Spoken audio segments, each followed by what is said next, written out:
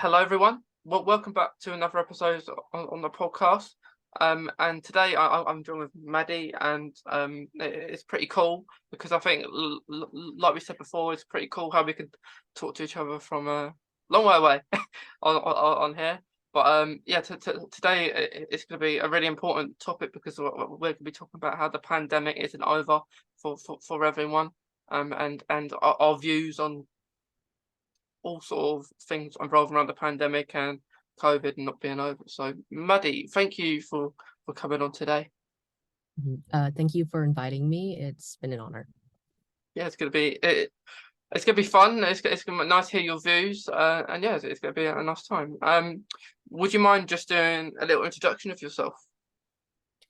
So I'm Madeline. I am a freshman at community college located in Berkeley, California. I'm a disability rights advocate, and I have ADHD, autism, anxiety, depression, and I'm taking treatment for those. And then I have type 2 diabetes. So, and I'm here because I want to educate people about what living with a disability is like and helping people who may not understand it through more of a scientific perspective to be comfortable with themselves, accept themselves, and manage their symptoms and other things.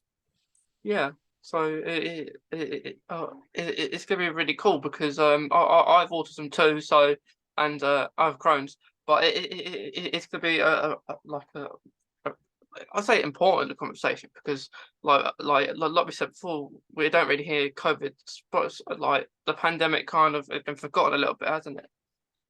Mm-hmm. Yeah.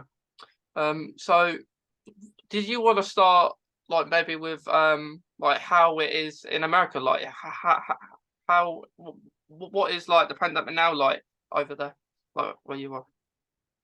So recently, our president, Joe Biden, decided to announce that the pandemic was officially over, which alarmed most of even his medical staff and the majority of the medical community, as people here are still dying every day because of COVID.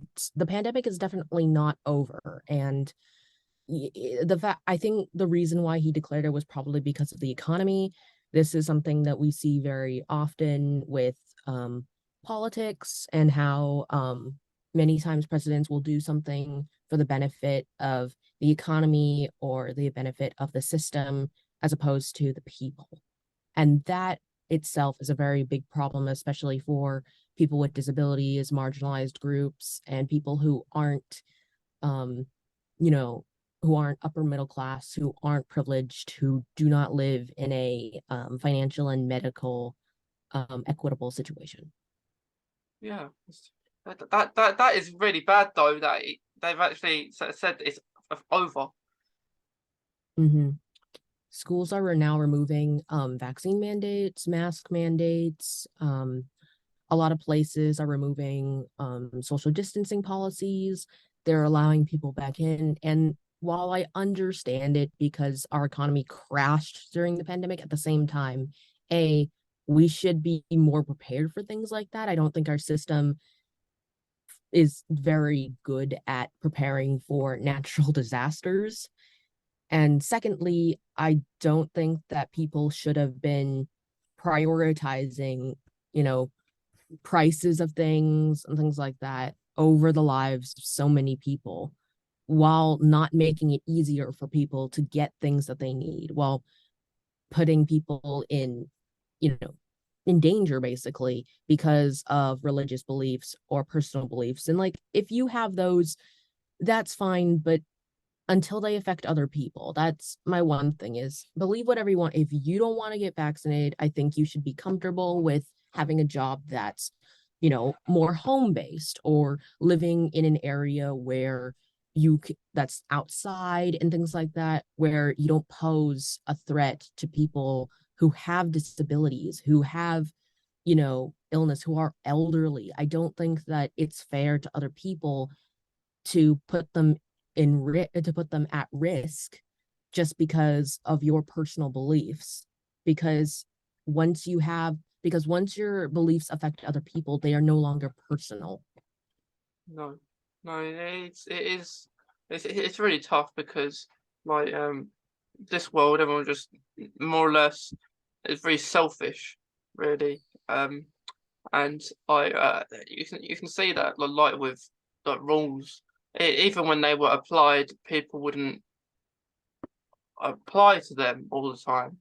Um, and like with face coverings and stuff, and sometimes it don't make much sense where like when you're seeing a person wear a face covering and then put up and down all the time. I don't know about you, but when they were applied, um, that happened. You see that quite a lot. Like a person would be having it half on, part like I remember going to like consultant meetings and the consultant had um the mask not been on, so I said to myself, you might as well not have it on at all because it's like it's half on, half off, but that it's quite crazy, you know.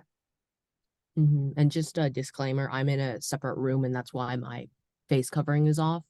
This is also my apartment complex, and where, it's kind of hard to wear a mask when you're showering, when you're doing all these kinds of things.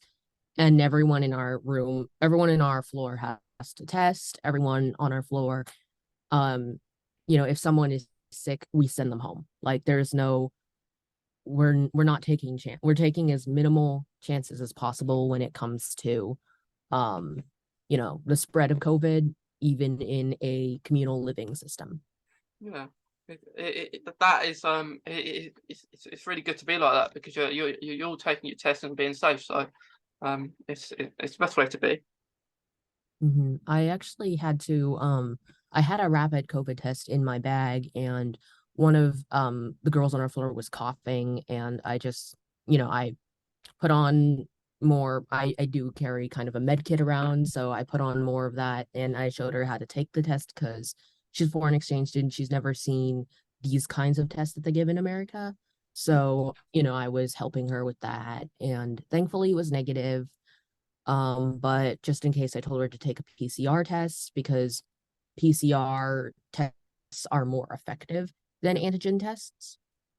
So yeah, and I have I'm a very avid lover of biological sciences. So, in a way, being, having a disability and understanding medicine and health is also kind of a passion for me. So it works hand in hand with needing to understand this stuff and wanting to understand it. Yeah, yeah, and it's a good way to be because like especially at like I say, a PCI is the best one to have. And yeah, like it's more effective, isn't it? Like with the results than like a normal natural flow test. That might it's really tricky with them ones because it's a it's like a 50-50 really. But with face masks, I would only wear like if people were very close to me, which I don't make sure that would happen, but you know when you're out walking and that you can't like there might be a really crowded area, so I would wear one there, but like the really effective ones, not like the blue ones because they're not very good. Um, they don't really protect you at all. Like don't they just protect other people. So I'm always like on the ball when you have to wear a proper mask to protect yourself. I see a lot of people where they wear it like only covering their nose, only covering their mouth and not their nose. And that reminds me of there's a plankton meme from SpongeBob where he's wearing glasses, but he has one eye. So the actual glasses are here and here. It's like that's pretty much what the equivalent of it. Yeah, it's pretty crazy. I guess because of course it's not nice to wear. None of us like to wear one, but if it keeps you safe, well, it won't keep you safe if you're doing it like plankton, but um, it it just like you think like, why are you wearing it like that, don't you? Yeah, at that point, it's like it's not much more effective than if you didn't wear it at all. Like, just please, people, wear your masks correctly. And preferably N95s are good.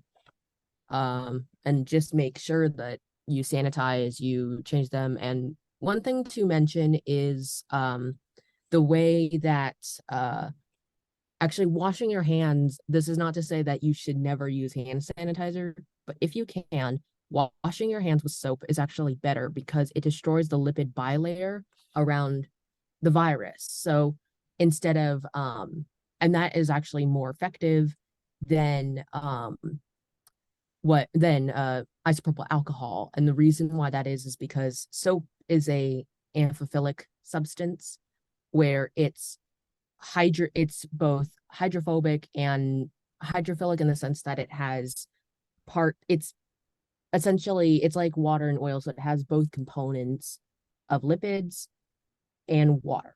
So it dissolves both. And that's why it can take off that bilayer of the virus, rendering it pretty much it just kind of pops. Okay. But if you're wondering about the science behind it, feel free to reach out or, just yeah. Yeah. Reach out to you, so if anyone wants to know more. It does make more sense though. Like, washing your hands under a tap is more effective than like hand sanitizer. Although I always carry a hand sanitizer anywhere. Because like if I use a public toilet, like I wouldn't. I would more in that situation. I would rather use a hand sanitizer than touch something that maybe everyone else has touched.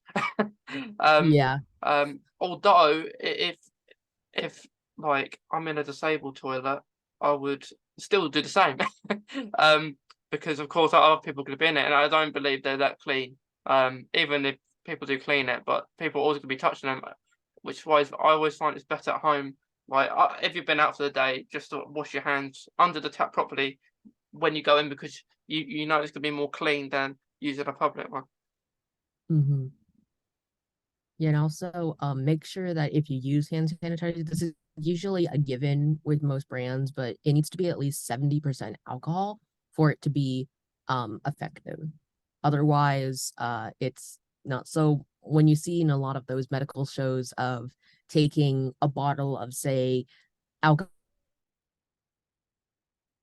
a wound, there is some truth to it in the sense that there is some alcohol content, but usually you would never find an alcoholic drink, even hard ones, that have as much uh sanitizing properties as what would be. But yeah, that's just a extra fact. Yeah, it's you're doing well on your facts today. It's gonna be kind of like a show, isn't it? Like where you just tell us all the facts you know. But it's good. It's important facts. Um, but yeah. So with like you said about like public and private schools, did you want to like go into that a little bit? Yes, so I know that other people may have different opinions about this, just as a disclaimer, but I will say that personally, I think that more funding should go into public schools, and the regulations that private schools are allowed to slip by, they shouldn't be allowed to do that. And I understand the difference between, private establishments. They have a lot more leeway than public schools in terms of mandates, and that can be potentially dangerous for people who are disabled. I think that, you know, I mean, take a look at the fact that my old high school, the one that I recently graduated from, they removed the mask mandate quite early on, long before our president even determined that the pandemic was over.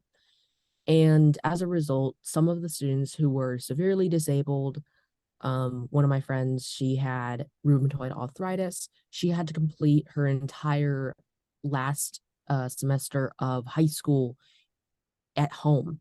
on a computer while the rest of us got to go to school because, people were just putting her at so much risk that she couldn't take that chance. And it's really, really appalling to know that our school prioritized the comfort and the mild inconvenience of so many students based on personal and religious beliefs over the lives and education of disabled students. That in itself is downright discrimination and ableism. That is disgusting. Yeah, it is really bad because of what the president says, or the really like they say it's over, and then all like schools and other places follow, um, which it is quite upsetting because like you say, your friend have to work from home on computer, and that's what I've had to be doing, like really, um, similar to that because no one there's no social distance anymore. There's no masks anymore unless you can still wear one, but there's no like you'd be the only one. It looks a bit like you'll get looked at a lot, which isn't nice, and like you probably get questions if you're vulnerable to to to to other people, like they're not going to understand your situation. And what I feel like should be happening in schools and early on, early on into school life, where teachers and like like do a little talk like about stuff like this. Like other people are going to be more vulnerable to you, and they might catch things that dampens their immune system, so it's going to make them really vulnerable. And even COVID or not, COVID just puts a massive risk more than a normal cold. But it is, I think stuff should be like that. Like if you know about early on, then you'll know about it now, and then people will be more understanding. But yeah, I think what's really frustrating is even if you try to explain something that's factual and legitimate to people nowadays, it's often politicized or seen as a attack on someone, is seen as it seems almost like a crime in many people's eyes to just say this is how vaccines work, this is why they work and how that work. It's not, it's not a hoax. It's not something to brush off. Maybe for you, you won't die of it. Okay. Yeah. But understand that that's not everyone in the world. Not everyone in the world has a healthy immune system. Not everyone in the world is, privileged enough to afford basic care. And not everyone is, privileged enough to have the education that you are now receiving. I think that there's a lot of issues with education, again, that many of the people who have these personal beliefs and stuff, in a way that they are a victim of a circumstance of being poorly educated. But that being said, if they're introduced to education in a non-hostile way and they choose to continuously ignore that, then we have an issue. That's the difference between ignorance and stupidity. yeah. Yeah, and it is like it it's going back like when you explain like why you're gonna be more vulnerable to something. I don't People don't really take that in, and they're not gonna understand as much as you. And it even comes to like with the vaccines.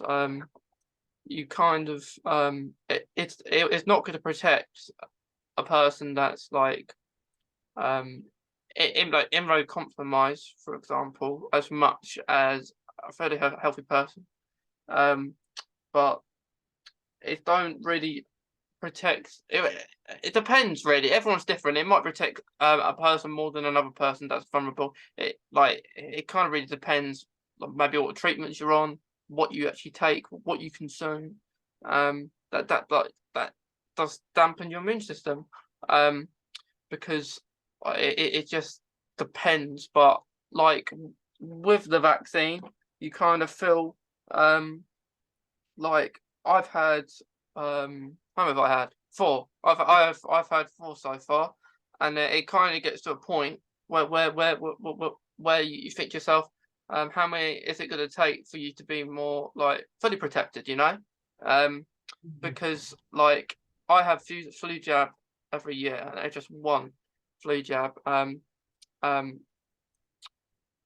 and I kind of feel like if they like the last time I had a flu, no, not flu, COVID vaccine was the beginning of the year, so it's a long time ago. Which, but I feel like how many is it going to take for like immunocompromised people to take it and be completely like protected? Because at the start of the pandemic, at the start of the pandemic, that that is what quite a lot of the professionals said. It's going to protect you 100%, didn't they, at the start? And that's not really the case.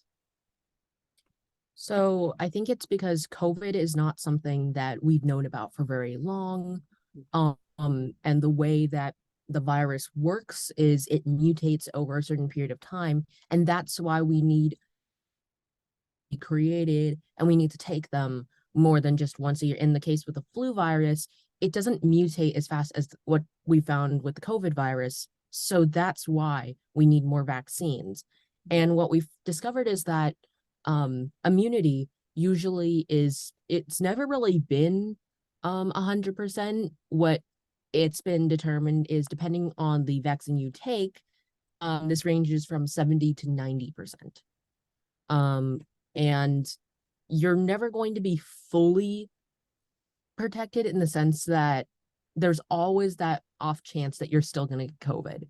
However, that being said, when taking the vaccine, your likelihood of getting it and your likelihood of spreading it and your likelihood of getting serious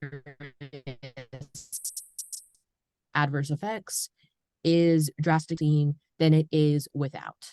And, I think a lot of people continuously get this misconception that, oh, so the vaccine doesn't 100% protect you, so we shouldn't, what's the point of doing it at all? It's like, that's the same thing as saying, oh, well, a seatbelt doesn't 100% guarantee that you're not going to die in a car crash. We shouldn't wear seatbelt. That doesn't, nothing is 100% in most cases. So, but there's 90%, there's 70%. Isn't that a lot better than, 0%? Yeah, I completely agree. Like, if it's not going to protect you all the time, but like it is it like with the vaccine, it is well, of course, it's personal choice for everyone, but it is oh, I've taken different. Mine haven't always been the same vaccine because I can't remember what they're called, like the names, because there's so many of them now. But yeah, it is like because I think what it comes into mind, you like when you are maybe taking loads of injections anyway, maybe to do with like an illness you have, you kind of feel like especially like with the vaccines, you probably take loads. They're going to keep on coming, so you're protected even a little bit. But I think it just it comes into mind like is this like gonna end? But I personally think like COVID will be here for a long time, and like it's not gonna go like just like you click your fingers and it's gone. It's gonna be for ages. And it is a shame because people's lives are still on hold, because of the pandemic and because things have been cancelled too early, like we said, like face masks, social distancing, even people taking tests. Like I always think now, when you exit your home, always think that a person has COVID, because if you don't, they potentially might, they maybe not, but you never know, because even people that you maybe are friends with out of it, it like which way I think is already good, like when we talk about this kind of stuff, because and you meet people that are maybe in similar places that you are, because they have more understanding than maybe someone that doesn't, you know. Hmm. I think that there is a certain level of recognition that approaching someone directly and speaking in a very harsh manner usually isn't effective. Now, I'm not saying that we shouldn't hold these people accountable, because we obviously should. I mean, they're putting people at risk, but I think we need to take a step back and explain why this is an issue, why it's important to do this or that. And if they still don't believe him at that point, I would become a little bit more defensive of my stance. I think that it's important to educate first. That's always the baseline. Educate first in the least biased way that you can. And then if someone still isn't understanding what you're saying, or if they still aren't even considering the things that you're saying, then after that, press a little farther. And of course, like, I don't think we should have to stop in the middle of a grocery store to educate someone who's like screaming in our face about a mask, you know. But Yeah. I just think that it's really important to keep that in mind, to have patience with people, but also hold your ground and don't let them run over you. Help them to understand where you're coming from. And, that is something I understand. Many disabled people and many people in general are thinking, how many vaccines are we going to have to take? They're starting to question. A lot of times in those cases, they don't understand how vaccines work and how you need to repeat them and how viruses work. So they're thinking, they think that the government is doing something bad, when in reality, that's not really the case. I mean, if you know how vaccines look like, yeah, it could be a little bit scary. It can be a little bit unnerving to have a bunch of vaccines that you personally haven't researched yet um be injected into you and told, and without that key part of education, to be told, what this is for and why, and you may start to question that, and that's where a lot of conspiracies come from. But I think that people need to have an open mind and really understand how these things work, and how a vaccine, it has viral antigens in it. So when that goes into your body, your white blood cells are going to act as if that is the virus, and they're going to understand that any antibodies that are pumped out from your body are going to latch on to those viral antigens, which look like little, let's just call them like circles or dots, and they're going to capture what that looks like. So if you have a circle antibody, it's going to capture that circle. So the next time that you have a virus the actual virus, not just the antigens that come into your body, it's going to remember that circular shape, and it's going to wipe it out before it manages to cause a full-blown infection. And that's kind of how they were. It's not a vaccine versus your immune system. The vaccine is working with your immune system. Yeah. Yeah, and I think that's a really nice way to put it, because like everyone's immune system is I guess should be your best friend in a way, um, because of it, like it protects you. How little or how big it does, it's supposed to protect you. Um, and a little protection is better than done, but it is yeah, like pandemic is gonna be here. Uh,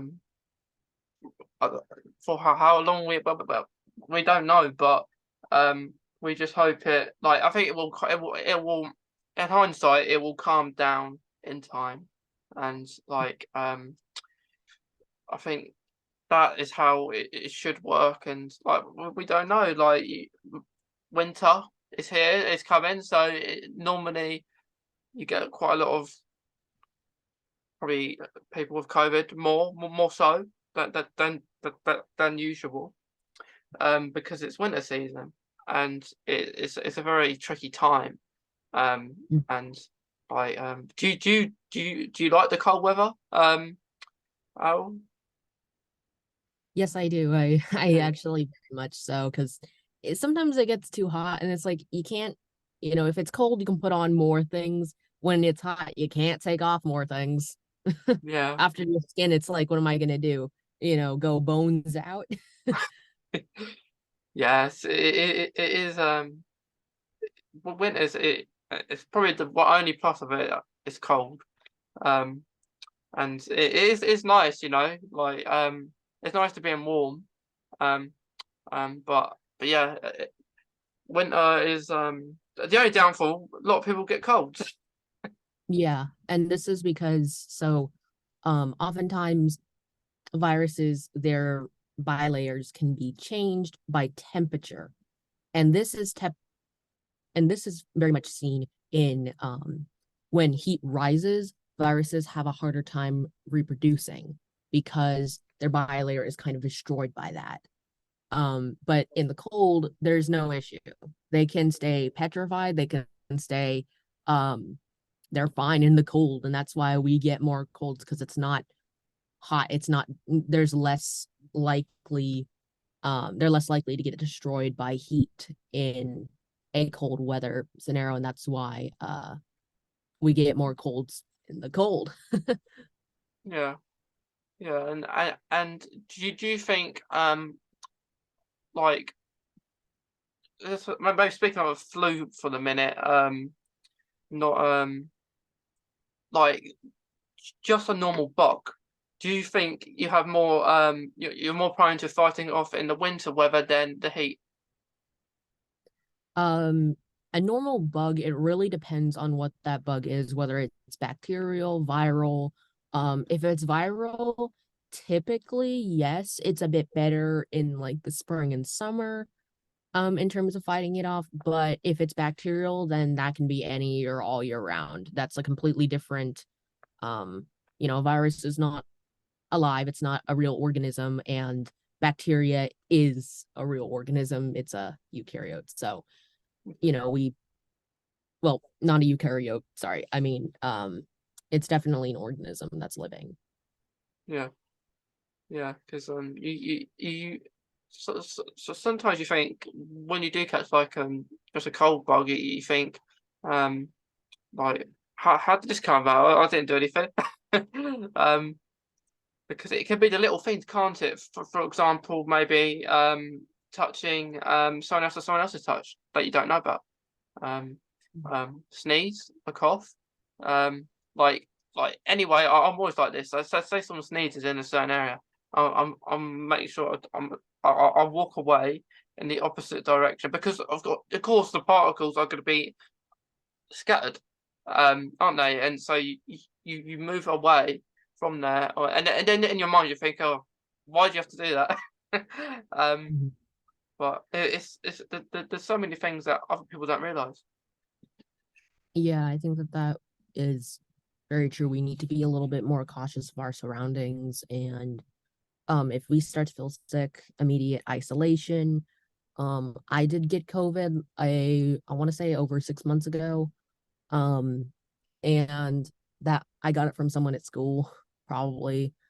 And I instantly realized, like, I didn't know it was COVID because my test came out negative the first time. So, but I didn't want to take chances. So I wore a mask in the car. I completely isolated myself, and I didn't get anyone sick. No one I know who I was in close proximity to, including my parents, who are both immunocompromised, uh, got it from me. No one, not my friends, no one got it from me. So that comes to show, like, just taking precautions if on the onset of symptoms, taking precautions in general, even if you are not displaying symptoms, is very important to keep others and yourself safe. Yeah, it's the best way to be. I wish everyone was like that. um, if everyone was like that, maybe we could say the pandemic is over, couldn't we? But it's a shame the world don't work that way. um, but yeah, it is tough that it's tough because like people who are immunocompromised are but even before COVID are isolated themselves anyway. Um, because you don't want to catch anything, and you can catch things from medication, um taking medication and stuff like that. But it is like the COVID is a lot. I haven't got COVID. Um, I have taken a few risks there and there, because you kind of feel like you have to, and so sometimes, like if it's like maybe your birthday or something like that, that you want to do something nice for it. If if you're doing all right within your health, um, but it, and you always remember, like, don't always be like that. Like, don't always put yourself at that risk. But like you said, schools are probably one of the worst places, or probably more prone places to catch COVID. Hmm. And the thing is that after they removed the mask mandate, they also made it mandatory for most of our finals and most of our things to be in person. And at the time, I didn't have a diagnosis for diabetes just because I wasn't tested. And you needed a health form to be filled out and that be approved by the doctor. And I had pretty severe depression, to the point where it was impacting my health and physicalness. I developed a lot of stomach problems. I wasn't eating on a regular schedule. I wasn't taking care of my hygiene. So there were definitely a lot of issues there. But even still, even with that, and having my psychiatrist send a note directly to the teachers, they still chose not to give me accommodations. The only teacher who actually did allow students to attend on Zoom um without fault was my bio teacher. She was the one professor who really took initiative to care for us as students, to make sure we were healthy, to allow us to continue our education, whether or not we, were immunocompromised. And I really thank her for that. Yeah, there's always one that is fight your corner, I guess. Hmm. Yeah, Like it was really jarring to see how many teachers, when the mask mandate was removed, who just flew it off. And there were even teachers who were just saying, "Oh, it's so great not to have a mask." And all of us disabled kids were like, "Yeah, so great. yeah, Now don't cough on my quiz." yeah. It is hard because like with miss out in so much because of COVID and just the things that you like to do. It might maybe going in to college, school. Might be that you had a holiday booked or something that and you had to cancel it because of the pandemic. And it's sad, like especially at the start, it was very tough. Because what happened was when I I heard about the news over COVID, maybe about a week or two before we announced our the Prime Minister announced lockdown in the UK, and Mhm. and I went home. Well, I did go. I chose myself to leave the college, um, to do work at home, because of something happened where I was just I think it was a math class it was, and what happened was um a teacher behind me sneezed, um and I as soon as that happened I ran out of class, um and then I forgot my bag. So I'm waiting. I don't want to go back in straight away, but I wait out of the corridor. I wait for everyone to go past, and then I quickly go in and get my bag. And then and then later on in the day there was a PE lesson, and um this teacher, this helper teacher, approached me, um and said it like, where did I go, like, because they actually thought I went for a hospital appointment, because of course I go to hospital quite a lot at that particular time to do like blood tests and stuff. And I said up front, I said, I left because of you. I didn't go to the hospital. I just left the class because you sneezed behind me.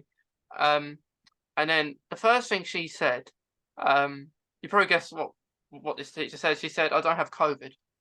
Um, and I was gonna say, in my mind, I was thinking, "Oh, really?" And I didn't say. I said, maybe that's the case, but you still sneeze, and why didn't you put your hands on your mouth? Uh, um, like, that would have been like the best thing to do. And then the response was, the teacher said, I had a sore back and I couldn't do it. And then I was thinking to myself, even if you sore back, that doesn't stop your arms from moving. I don't think. Um, but yeah, after that, and it was really big school as well. I, um, yeah, so I left after that, and I didn't go back because, and then I did it from home, and then I also, because of lockdown, I thought it was the best time to go out, because no one, because everyone's going to be in their homes. It's going to be like a ghost town, a ghost place where no one is. So um, I did really like that, because you got nobody and you could just, you might see the odd person, but it was really nice. Mhm.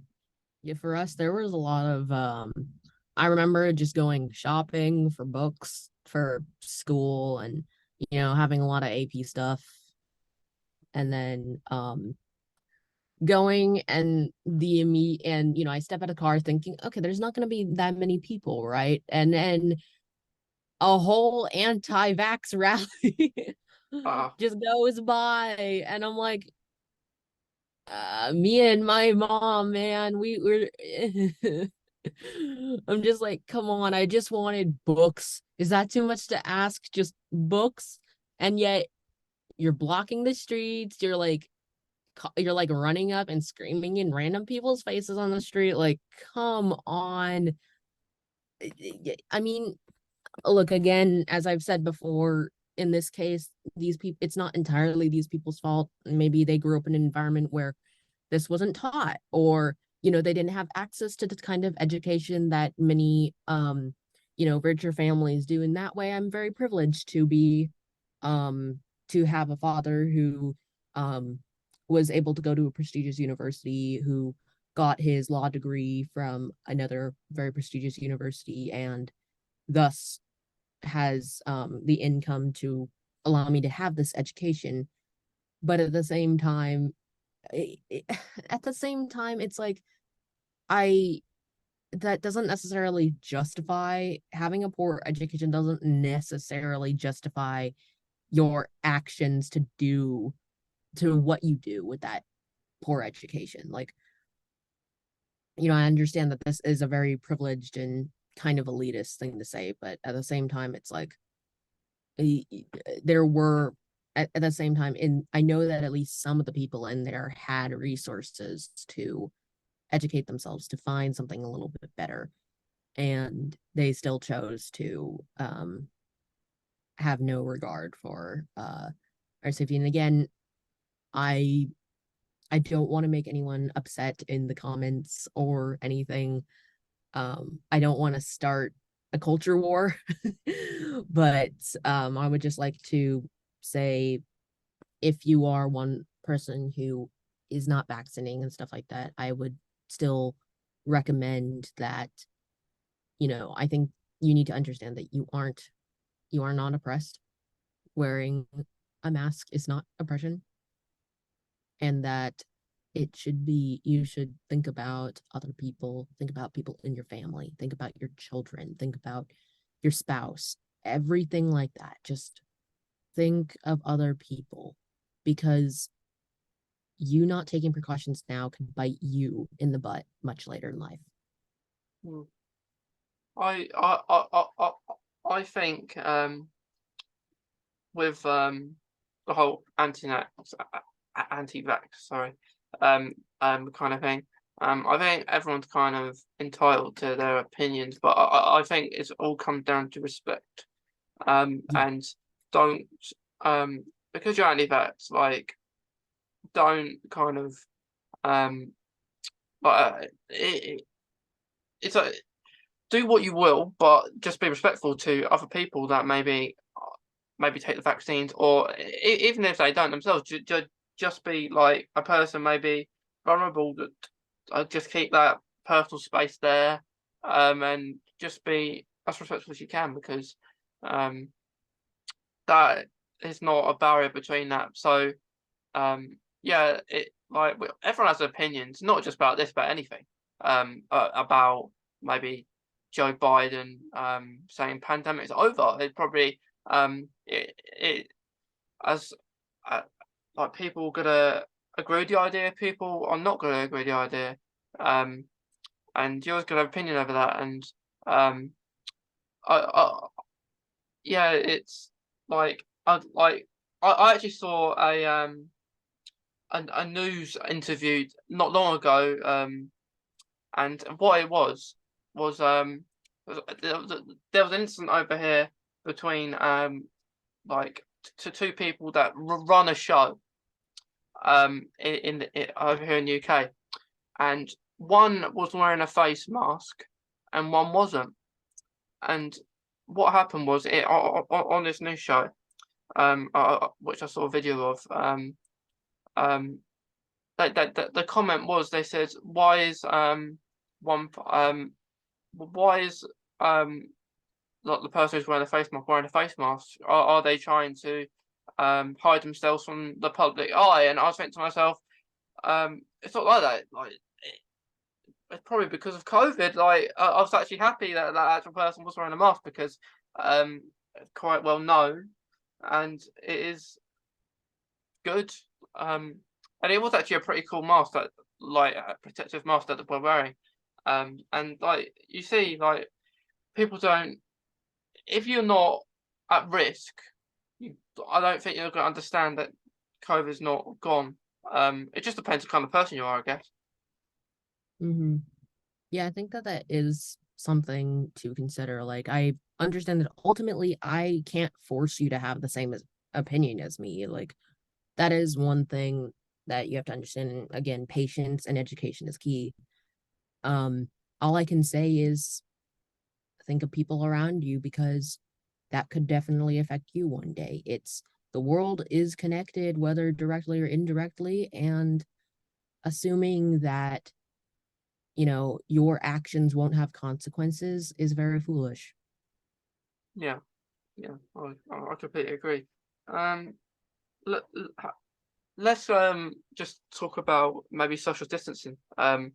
Because I think because that's another thing that's kind of gone out the window, isn't it? Like Yeah. social distancing, um, which I thought like I thought that could have been in place still, because it's very important, um, because like being autistic, I don't like people close to me anyway, so it goes along those lines too. So having that cancelled too is really um intimidating when people like are close to you. Hmm. And for me, it's kind of the opposite. I really like Yeah, um cuddles, hugs, things like that. But I'm very like, I guess if I meet someone, I'll be like, do you want a handshake? Do you want a fist bump? Or do you just want to say hi in this way? Or are you comfortable with a hug? Are you comfortable with this? And this goes before the pandemic as well. yeah, Like, just asking people what they're comfortable with and what their boundaries are, making sure that you keep distancing, making sure that um you're aware that someone could be immunocompromised. Keeping, like, that was all something that I practiced with my friend. She and I always sat at least 6 feet away from each other. When we talked, it was, outside, we had a mask on. So it was a lot of those kinds of things. And while um I personally am fine with someone sitting a bit closer than 6 feet, I know that not everyone is, and we should really be respectful of people who could be in more serious jeopardy than you or I. Hmm.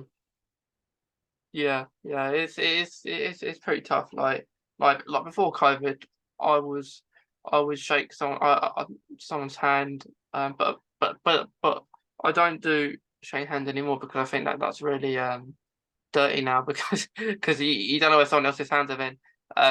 But with hugging, um, I don't mind hugging, but I have to get to know like a person. Like I wouldn't just do it to a stranger. Like I have to know them, um, like well. But but within personal space anyway. I think like people may like close contact, but I just think it's about being respectful. Like Mhm. even just going to shops, like you have people that go like up your face and or just in like I was well, I was on holiday not long ago, and I was struggling to find where to go, and like the, the person didn't understand but was I think might have been a little bit deaf, because you had to repeat yourself a couple of times, which wasn't a problem, but because of that, of course, the person was going closer and closer, and then I say, just stay back, okay, like keep your distance, like please, and then they didn't really understand it, like they took it in a way like didn't want your help and like in that kind of way, and Mhm. it was not that, it was just keep your distance. You can still talk, um, from a distance, even if it's just a little bit, just not on top of your face. Yeah, and that's very understandable. I think a lot of people need to take a step back just in general and understand where someone's coming from and have a little bit more empathy just in any scenario. Like, I mean, that doesn't necessarily justify a person's attacking you, harassing you in that way. But I think it's important to understand where someone comes from, especially if someone says, "Hey, I'm not comfortable," or "Please stay back." You need to understand, like, hey, this person is probably disabled. This person has their reasons for doing that, whatever those reasons may be, and maybe taking a step back, not getting apprehensive, and just saying, why are you, and just like, it's okay for you to admit to me that. I know that it can be a random stranger, but at the same time, I think that it's important for people to know why you have this thing, which is why I'm very open about the fact that I have these. I'm very open to teachers and stuff like that. Friends, just like, hey, I cannot eat here because nothing here has a glycemic index that's Hmm. something I can manage. Like, let's not go to a pizza place, please. Or if we do, I just won't eat anything. Yeah, yeah, I um, think, like, just in general. yeah. So, what kind of like for your diabetes, do you have to just avoid certain like foods to is that like the pizza, for example, that you won't eat that? Is there anything else that you can't have? It's predominantly simple carbohydrates. So white bread, white rice, pasta that isn't whole grain, um, things like that have to be in extreme moderation or not at all. Okay. Um, I predominantly have to eat like, I usually have to stick to protein and vegetables. I can have, oddly enough, fat is not a problem for me. So I can eat like, probably fried chicken is actually less bad for me than uh pasta that isn't whole grain. And then with like brown rice, whole grains, farro, things like that, I can typically eat a bit more, but it still has to be in moderation. Again, it really depends on my blood sugar, how I'm feeling, and if I've like how quickly after I eat that I take my meds. Um, but yeah, it's really just every meal is kind of a game for me, and it's challenging. It's not easy, especially as a 17-year-old. Um, but you know, I'm in a way grateful that I was diagnosed at a young age because I understand what I can do to change how my body is right now to manage my symptoms, and I can educate people who are younger than me or who may not completely understand diabetes from this perspective.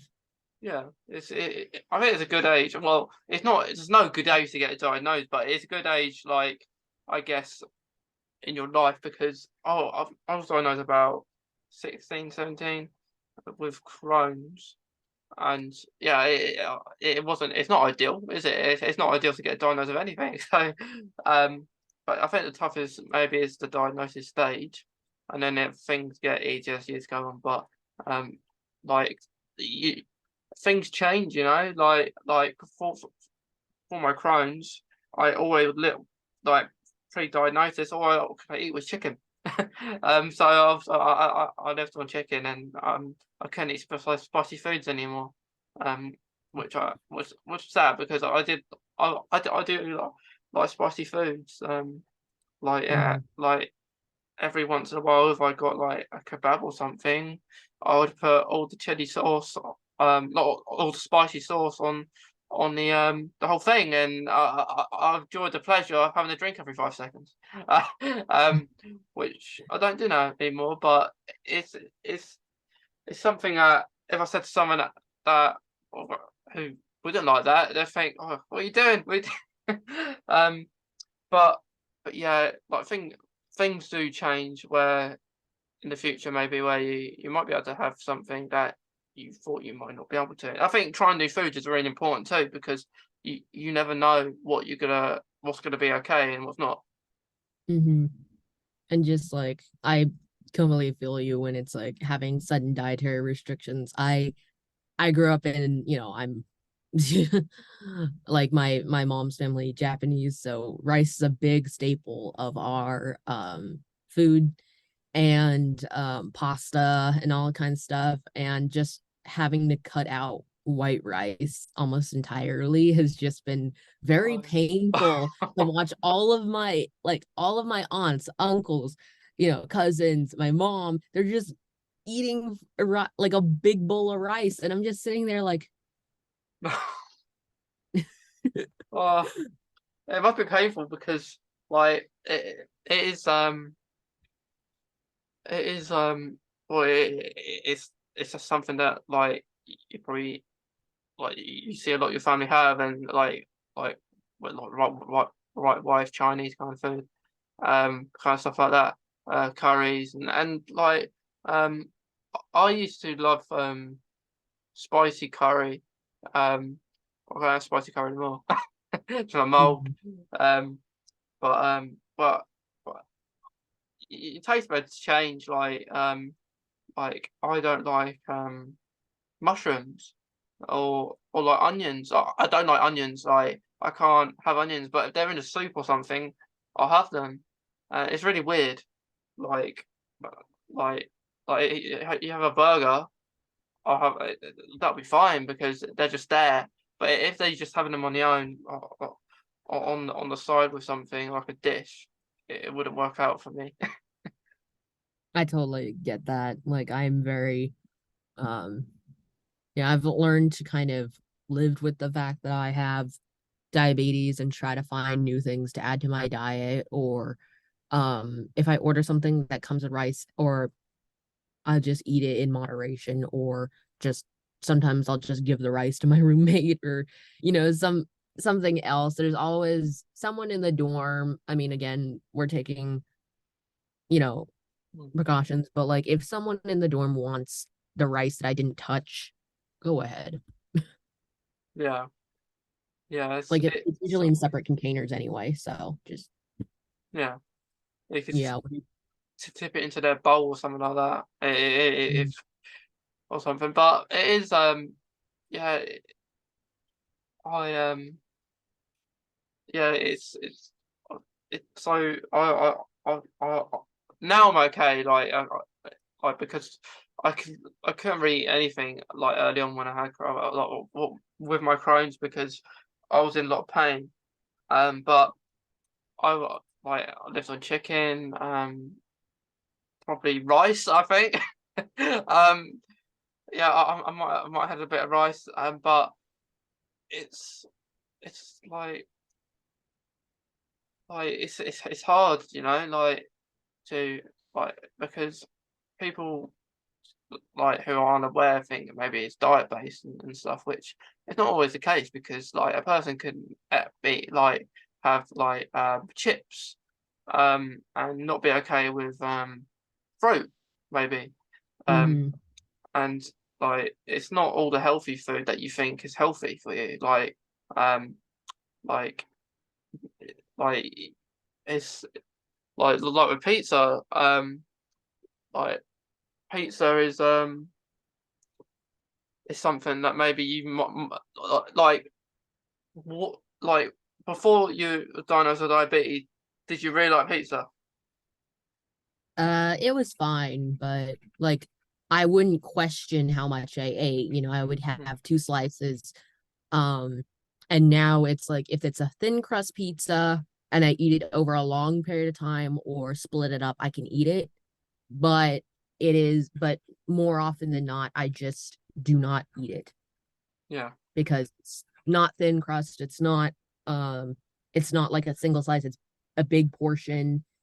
And I'll oftentimes like it's a group of friends and I don't want to have to always go into detail about my dietary restrictions to a bunch of strangers and like a huge crowd. So yeah, yeah.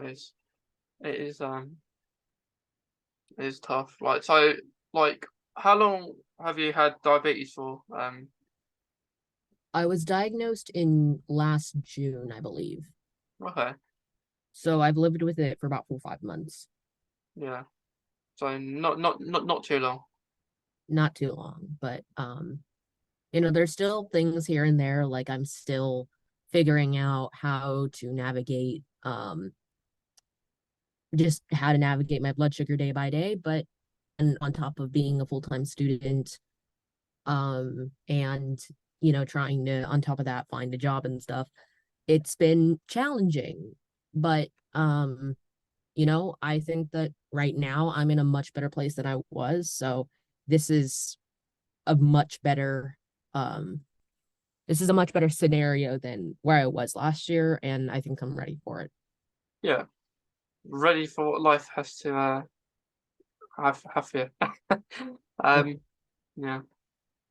Did you say that you like have autism too? Yes, Yeah. So shall we talk about a little bit about autism? Um, sure. when was you diagnosed with autism? I was about 12 or 13, I believe. I took an evaluation from my psychologist, and she determined that I was on the spectrum. She called it high functioning autism. But I personally do not like that term because it assumes that people are low functioning or high functioning in terms of use to society rather than an actual person. Everyone has strengths and weaknesses, and my strength could be someone else's weakness. Their weakness could be, their strength could be my weakness. So it's really not fair to say that someone is objectively higher functioning or better than someone who isn't. Yeah, it is. Like I completely agree with that because I don't think I don't think that's good. Like the labels of like high and low. Um, but I agree. Um, and it's very hard to understand as well to people when you say someone's high and someone's low. You just say either autism or autistic, and whatever word that you prefer. Because I know everyone has like you prefer to be called autistic or you prefer to have just say you got autism. Um, but yeah, it's like I was diagnosed when I was 9, so uh, I can't. Like it's very hard to remember like that kind of age where how you diagnose and stuff. But I do remember the bits like having tests done, going to hospital, where you have all the tests, and It's good though. Like it's difficult when you get diagnosed young, I think, with autism though, because it's not a disease. It's not a disease. Is it? Because which is really misread about it, because people who are unaware of autism, with awareness month earlier in a year, like there was an organisation that put something up about people need to get help who are autistic because it's a really horrible disease. And like I think people might, like in schools especially, um like need to be more educated, because it would help a lot of people, because how people are and everything. I definitely agree. I think that there needs to be more education to break the stigma around autism and many other um learning differences. I think that there needs to be more emphasis on that education in schools and stuff like that, because the reality is a lot of people are autistic, and the way that I act is very different than the way someone else may act. I mean, I think when people, in terms of like stereotypical symptoms, I think the main things that I display are um I have a hard time picking up on social cues. I take things a little bit too literally, and I tend to be kind of a nerd. I tend to go off on these really weird tangents, like about biology and stuff like that. And the only reason people have considered me, smart or whatever, is simply because the thing that I'm very interested in happens to be something that's academic. If this was not the case, if I was into video games or something else, I think people would very much consider me not intelligent. And that is kind of a really, it's kind of a really sad reality about that, is just your interests can define to other people whether or not you're valuable. Yeah, it all leads down to, I think autism is very linked into interest very well. Um, and like you say, like you're gonna be like maybe hyper fixated on a certain thing that you're passionate about, and that's good. Like um like for you, it could be science. Um, for me, someone else I I I like Doctor Who, so I talk to anyone about that any day, and um, but it's all personal choice. Like it's nice when you find people that like the same interest in you, but I think we're all gonna have more than one, but maybe just that one that sticks in more than others. Um, Yeah, yeah, and definitely. yeah, and I think advocating for an illness that you have, or it's it's part of that interest as well, along with your interest that you're really passionate about. So it all links into one, I guess. Um, but you don't really think about that, I guess. Like it's that kind of way, but it can be. Hmm. But yeah, like so with like autism, do you think like it's been like maybe not just for us, but it's been really hard to understand, like about like pandemic and everything, and rules changing all the time, and stuff like that. I think that, so I like to think about my learning differences in two ways: external and internal. So I would say that autism is more of an external thing in the fact that it doesn't impact the way that I think or feel. It doesn't affect me like how depression would, where I know it's those voices in my head. I know it's those, it's those feelings of just utter sadness. It's not like that at all. There's no, it doesn't give me happiness or voices or sadness, it but it's external in the sense that other people are going to pick up on mannerisms and I may not be aware of them. Like sometimes people will say something snide behind my back and I won't actually register that until someone points it out to me. So it's almost kind of funny. It's like, is your insult really effective if I just don't understand it? Yeah, Is it is it really worth my time if I just don't register that you're saying something negative about me? Yeah. Um, but I think that it's definitely been very challenging for me to find relationships and maintain healthy, balanced friendships in particular. That's been the main challenge for me, and to act normal, to really put on that facade. I do this a lot at school of being, of seeming normal, talking, when other people ask, only when other people ask me something, or um being, present, keeping eye contact, even though that's not something I genuinely like, that's not something I really do. But usually I analyze what people's eyes look like and what their pupils look like in comparison to their irises. Okay. And this is how I maintain the facade that I genuinely keep regular eye contact with people. Okay. So, yeah. Yeah. That that's interesting. Because like a lot of people don't like eye contact, do they? Like for me, when I was younger, I didn't, but more so now. Um, I'm more not. I probably do look people in the eye more than I used to when I was younger. 'Cause it's a confidence thing, isn't it? Like you I think like autism, doing what you do, like we're talking about these kind of things, do help our confidence about talking to different things and different people. I think Hmm. because confidence, I never used to be confident when I was younger, but it was only until I moved to maybe a private um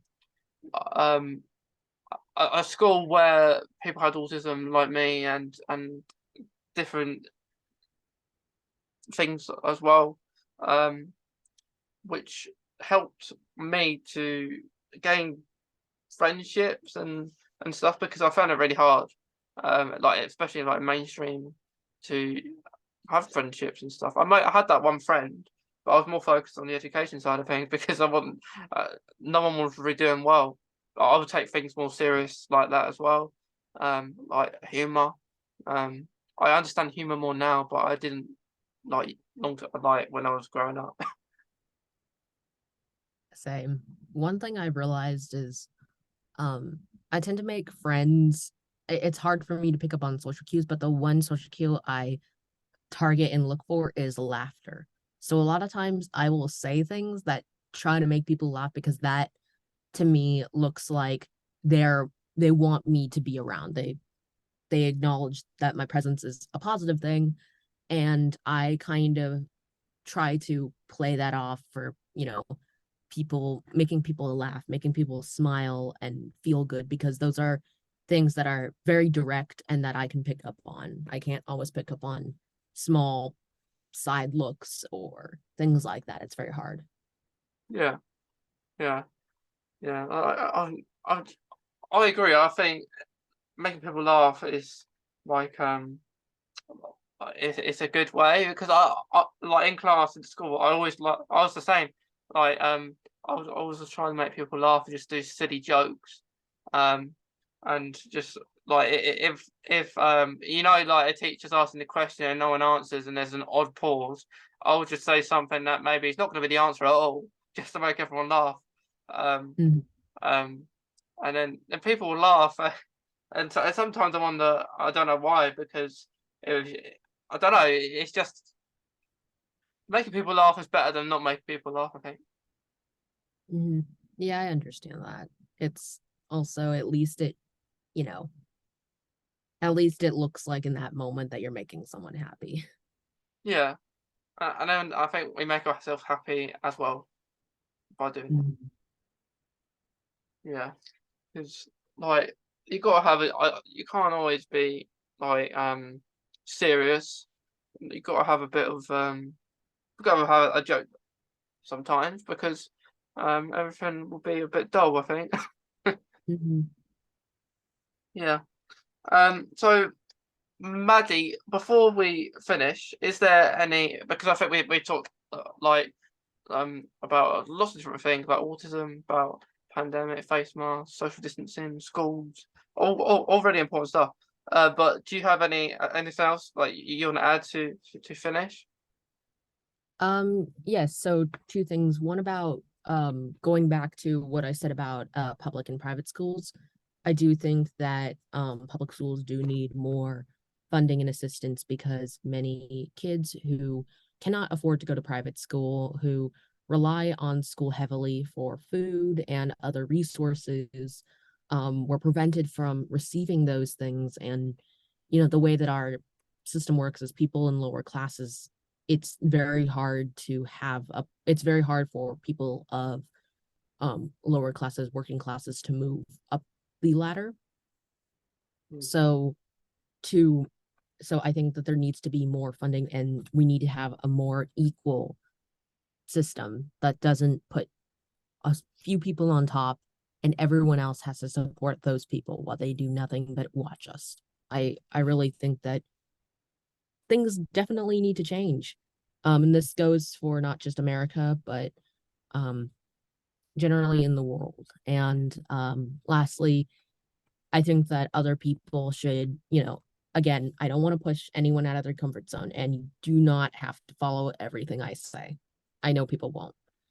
But I do think that it's important that if you want to share, or if you have a voice, if you want to be heard, reach out to these kinds of podcasts. Like, they're great, and I know that not everyone is great with public speaking, but I think that it's a great way to spread your word, have people hear your story, and overall help other people.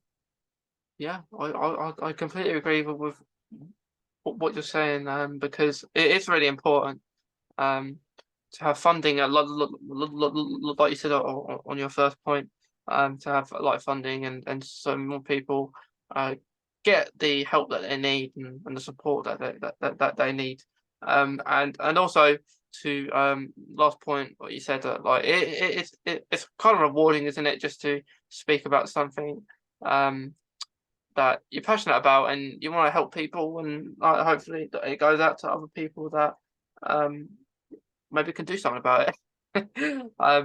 Like to the points we make, because as well as like talking about it, like about pandemic and stuff like that, it is very it's upsetting that like, people think it's over when it's definitely not, is it?